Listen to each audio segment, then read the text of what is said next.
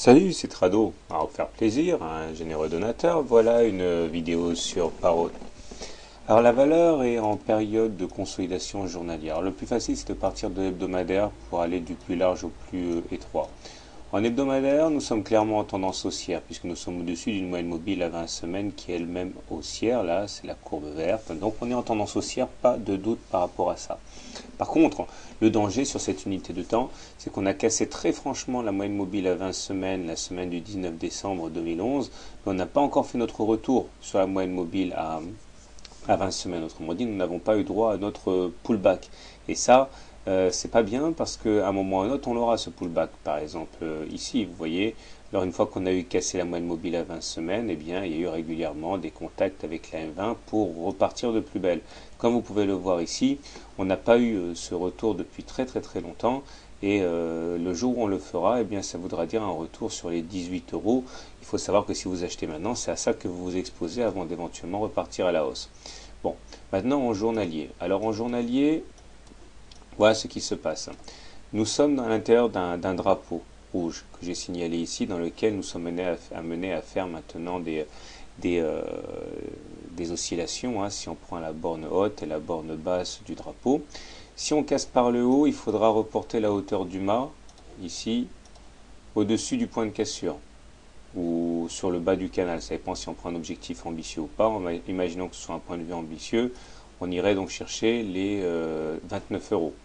Maintenant, si on doit casser le tunnel rouge par le bas, ça veut dire qu'on ne valide pas la formation en drapeau, et ce qu'on validerait au contraire, c'est une sorte de double top, ici et comme ça, c'est-à-dire une sorte de M baissier. Là, l'objectif serait le report de l'amplitude du M en dessous de la ligne de coût du M, c'est-à-dire qu'on aurait pour objectif d'aller chercher cela, c'est-à-dire les 18 euros. Alors évidemment, hein, c'est pas du tout le même tarif, hein. Il vaut mieux espérer qu'on cassera par le haut le drapeau. D'ailleurs, on remarque aujourd'hui qu'on est en train de casser l'oblique bleu qui soutenait les cours maintenant depuis pas mal de temps.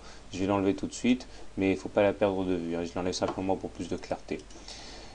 Également à noter les Fibonacci. Voilà, si on regarde l'évolution qu'il y a eu entre le 8 février et le 20 février, on a connu une hausse très importante qui nous a amené de 20 euros à 22 euros, donc près de 10%. Et là, nous sommes en train de retracer cette hausse, c'est-à-dire qu'on a retracé 23,6% de retracement de Fibonacci, puis 38%, et là, les 38% sont en train de lâcher. Si on clôture sur les 38%, on irait chercher le niveau inférieur, à savoir les 50%, qui nous amènerait vers le 21 euros. Or, cela correspond également à la moyenne mobile à 20 séances qui est plate ici.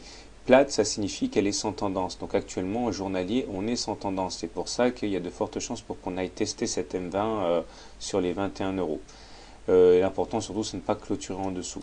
Et je terminerai en signalant la présence d'une fourchette d'Andrews noire ici, dont la médiane, hein, ici, est l'objectif naturel d'évolution. Et tant qu'on ne sera pas sorti par le haut de la fourchette d'Andrews noire, tant qu'on n'aura pas cassé le haut ici, eh bien on sera irrémédiablement attiré vers la médiane.